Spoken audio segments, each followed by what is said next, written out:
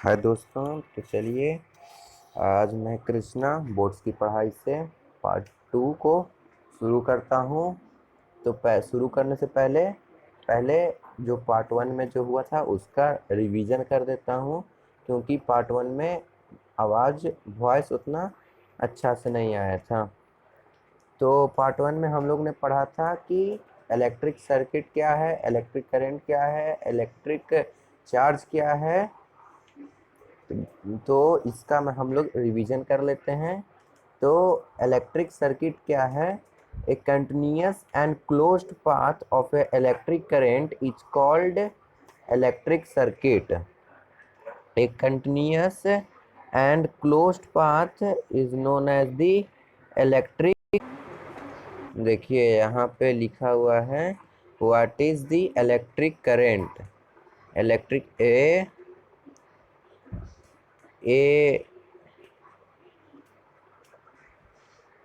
रुकिए एक मिनट, देखिए A continuous and closed path of a electric current is called an electric current।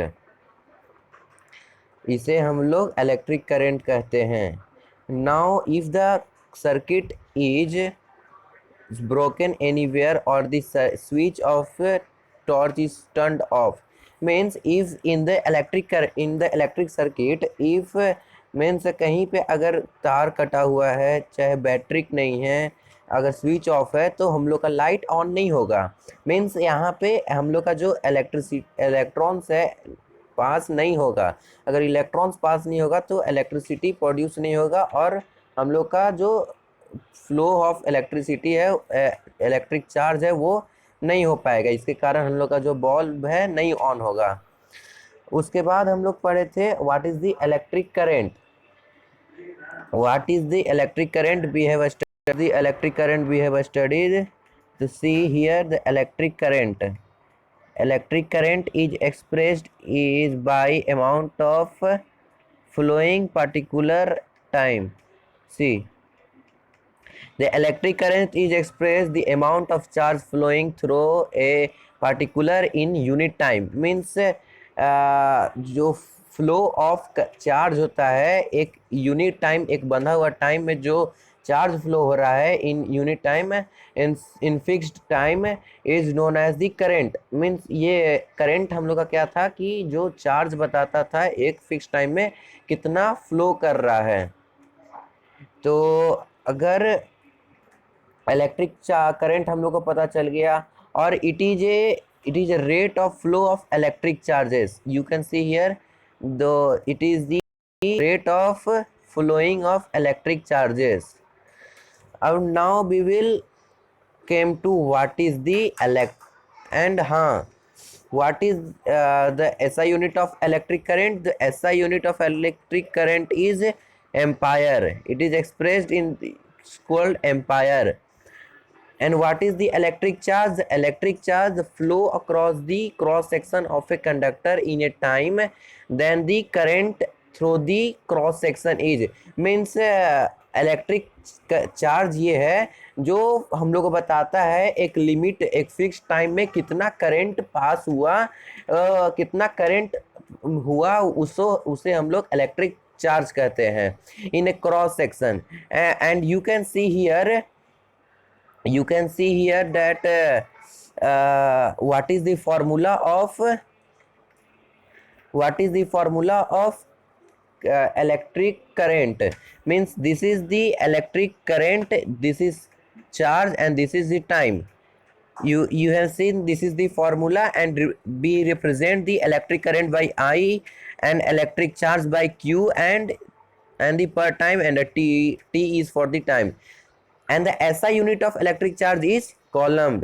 Here you can see that the SI unit of coulomb is called coulomb, and it is known in the symbol C. It is equivalent to the charge. And एक बात और बताना चाहूँगा कि जो इसका electron जो electric charge में होता है वो 6 इंटू 18 10 के पावर 18 इलेक्ट्रॉन होता है। और मैं बताया था कि जो ऐसा यूनिट ऑफ इलेक्ट्रिक करंट होता है वो एम्पायर होता है। एम्पायर इज द इलेक्ट्रिक ऐसा unit of the electric current. And now I want to tell that means अगर एक कॉलम मीन्स एक कॉलम ऑफ चार्ज पर सेकेंड पास होगा तो एक एम्पायर ऑफ करंट बनेगा. Means one coulomb of a charge पर second then the one ampere of electric current will be produce होगा. इसलिए 1A equal to 1C/1S means this is showing that 1 ampere equal to 1 column per second. And some smaller quantities होते हैं means 1 micro ampere equal to 10-3A and the milliampere equal to 1 equal to 10-3A and microampere equal to 10-6A. and the instrument एक instrument होता है जिसको हम लोग एमीमीटर कहते हैं. ये इलेक्ट्रिक करंट को मेजर करने में काम आता है. जो इलेक्ट्रिक करंट जो पास हो रहा है उसे एमीमीटर मेजर करता है. इसे मेजर करने में काम आता है. इसे हम लोग एमीमीटर कहते हैं. और ये जो होता है पैरेलल होता है. पैरेलल मतलब नहीं, ये होता है सीरीज में होता है. It is in series. Electric current जो होता है ये सीरीज में होता है और मेजर करता है. और इसमें सेल होते हैं, बल्ब होते हैं जो मदद करते हैं इसे नापने में कि how much the electric current is passing. Means कितना इलेक्ट्रिक करंट प्रोड्यूस हो रहा है. एमीमीटर हम लोग को ये बताता है. देखिए यहाँ पे एक एग्जांपल है, इसे ध्यान से पढ़ लीजिएगा. अब यहाँ पे देखिए कुछ क्वेश्चन है. What does an electric circuit mean. तो मैंने बताया था कि what does electric circuit mean. Electric circuit means the closed area, the continuous and the closed path of electric current. Means जो क्लोज्ड एरिया में जो इलेक्ट्रिक करंट जो पास हो रहा है उसे हम लोग इलेक्ट्रिक करंट सर्किट कहते हैं. और unit of circuit you can write this. The unit of current means one column of charge is produced per second to produced 1 ampere of electric current is the 1 unit of current. And calculate the number of electron consisting 1 column of charge. The number of electron consisting 1 column means 1 ampere of current contain the 1 column of per second, the 1 column of charge per second time. These are the some example and these are the some questions. तो हम लोग ने पहले का जो था उसे हम लोग ने रिवीजन कर लिया है. अब चलिए हम लोग अपना आगे का कंप्लीट करते हैं टॉपिक. तो इसके बाद था हम लोग का flow of charges into a wire. Means हम लोग के वायर में इनसाइड ए वायर कैसे हम लोग का जो चार्ज होता है कैसे फ्लो करता है. तो हम लोग पढ़ेंगे अब electric potential and potential difference. तो electric potential and potential difference क्या होता है, चलिए अब हम लोग देखते हैं. तो for flow of charge in a conducting metallic wire means जो आप एक वाटर टैंक ले लीजिएगा. वाटर टैंक में एक ट्यूब और ट्यूब को एक वाटर टैंक से जोड़ दीजिएगा और वाटर टैंक को बहुत हाई ऊपर में रख दीजिएगा. और जब भी वहाँ से मतलब अगर उसमें से पानी मतलब जो वाटर आएगा वो बहुत फोर्स और ड्यू टू ग्रेविटी वो फ्लो करेगा. इन ट्यूब से जो आएगा वाटर वो फ्लो कर रहा है ग्रेविटी के कारण. बट यहाँ पे हम लोग का जो इलेक्ट्रिक करंट होता है होता है यहाँ पे हम लोग का वैसा कुछ ग्रेविटी का यहाँ पे कोई नहीं है. हम लोग यहाँ पे आता है, यहाँ पे देखिए लिखा हुआ है where the gravity of course has no role play. Means यहाँ पे हम लोग ग्रेविटी कोई रोल प्ले नहीं करता है. जो भी इलेक्ट्रॉन्स होते हैं move only if there difference. Means यहाँ पे इलेक्ट्रिक प्रेशर के कारण हम लोग इलेक्ट्रिक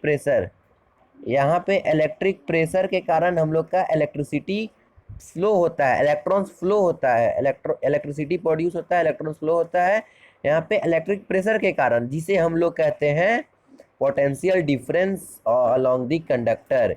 इसी को हम लोग पोटेंशियल डिफरेंस कहते हैं। तो पोटेंशियल डिफरेंस क्या कहते हैं हम लोग ने समझ लिया है।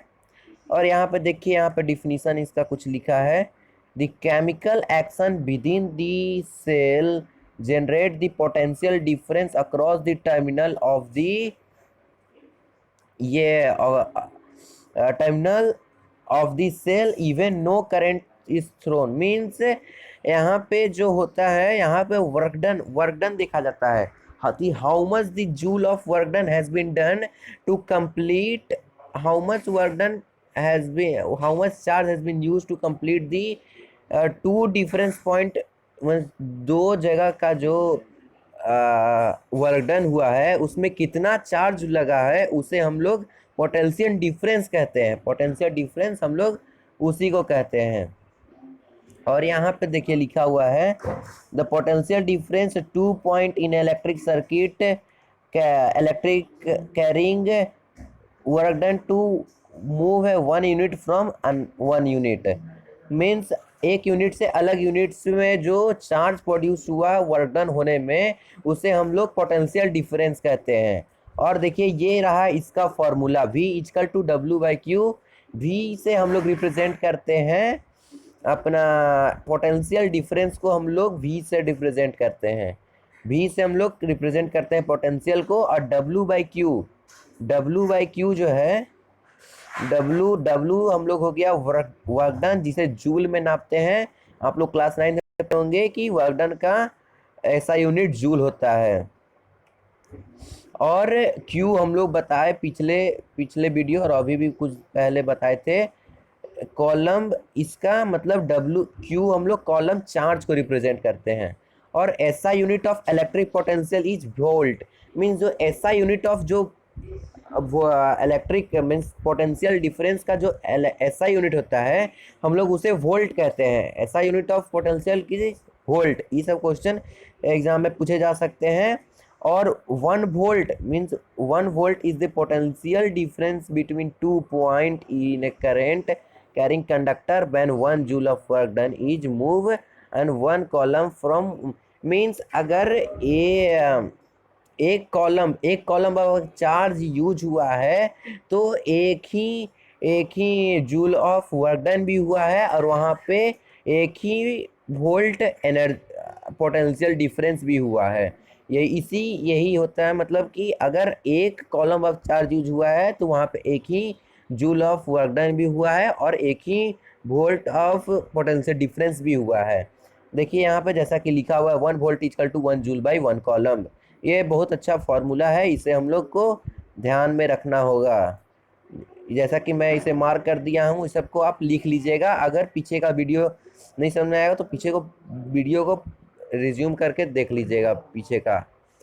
तो पोटेंशियल डिफरेंस इज मेजर्ड, हाँ, पोटेंशियल डिफरेंस को मेजर करने के लिए हम लोग को होता है वोल्टमीटर। देखिए यहाँ पे लिखा हुआ है, potential difference is measured through a voltmeter. Voltmeter से हम लोग पोटेंशियल डिफरेंस को पता लगाते हैं। वोल्टमीटर क्या होता है, जो पोटेंशियल डिफरेंस पता लगाने में काम आता है कि यहाँ पे वर्क डन जो चार्ज जो कंज्यूम हुआ है वर्क डन होने में वो कितना है, उसे हम लोग नापने के लिए वोल्टमीटर का काम करते हैं। और इसमें जो ये पैरेलल होता है जिससे ये मेजर करता है कि कितना वर्क डन लगा, कितना चार्ज यूज हुआ इतना वर्क डन होने में। अब ये देखिए एक एग्जांपल हो गया है, how much work done in moving A charge of 2 column cross 2 point and having. Means यहाँ पे देखिए हम लोग का चार्ज दिया हुआ है, वोल्ट दिया हुआ है, तो V equal to J by C का फॉर्मूला से हम लोग इसे बना लेंगे। तो हम लोग को V पता है, वर्क डन नहीं पता है, और तो ऐसे करके ये देखिए बहुत आसान से बन जाएगा। ये कुछ क्वेश्चन है जो आप अपने से करके कमेंट बॉक्स में, आप नहीं आएगा तो पूछ लीजिएगा। अब हम लोग आते हैं इलेक्ट्रिक डायग्राम क्या होता है। तो इलेक्ट्रिक डायग्राम होता है मीन्स यहाँ पे इलेक्ट्रिक जो सर्किट होता है उसमें बल्ब होते हैं। देखिए नेक्स्ट पेज में आपको दिखेगा, इलेक्ट्रिक सेल होते हैं, बैटरी होता है, प्लग होता है, प्लग की स्विच होता है, वायर जॉइंट होता है, वायर क्रॉसिंग जॉइनिंग होता है, इलेक्ट्रिक बल्ब होता है, रजिस्टर होता है, रेजिस्टेंस होता है, एमीमीटर और वोल्टीमीटर होता है। तो हम लोग सबका साइन एंड सिंबल्स पढ़ लेते हैं। अगर आप लोग का ड्राइंग अच्छा होगा तो ड्राइंग इसे बना के ज़रूर देखें, कि ऐसा साइन एंड सिंबल आपको अगर बना के देखिएगा तो आपको माइंड में याद रहेगा। तो पहले हम लोग का आता है इलेक्ट्रिक सेल। इलेक्ट्रिक सेल को हम लोग पॉजिटिव और निगेटिव से डिनोट करते हैं। देखिए यहाँ पे इलेक्ट्रिक सेल को हम लोग पॉजिटिव और निगेटिव, देखिए ऐसा में ऐसा मत कर दीजिएगा, ऐसा कीजिएगा तो आपको 0 नंबर सर दे देंगे। जब भी इलेक्ट्रिक सेल लिखिएगा तो ऐसा, फिर छोटा, फिर ऐसा, फिर ऐसे में इलेक्ट्रिक करंट दिया जाता है। इसे हम लोग इलेक्ट्रिक सेल कहते हैं। फिर बैटरी का भी वही होता है। फिर प्लग की, जिसमें बीच में बिंदु नहीं होता है उसे प्लग की कहते हैं, और जिसमें बिंदु होता है मीन्स जिनमें डॉट नहीं होता है वो ओपन स्विच है, और जिसमें डॉट है वो क्लोज स्विच है। फिर वायर पॉइंट जॉइंट, जैसे कि देखिए यहाँ पे वायर जॉइंट है, ये जो पॉइंट है यू जॉइंट, इसी को वायर जॉइंट कहते हैं। और जो ऐसे हो गया उसे उसे wireless wireless wire crossing without joining कहते हैं। फिर इलेक्ट्रिक बल्ब को देखिए, इलेक्ट्रिक बल्ब हमको बनाने में बहुत मज़ा आता है। इलेक्ट्रिक बल्ब जो होता है, इलेक्ट्रिक बल्ब ये होता है, इलेक्ट्रिक बल्ब बनाने में बहुत अच्छा लगता है हमको।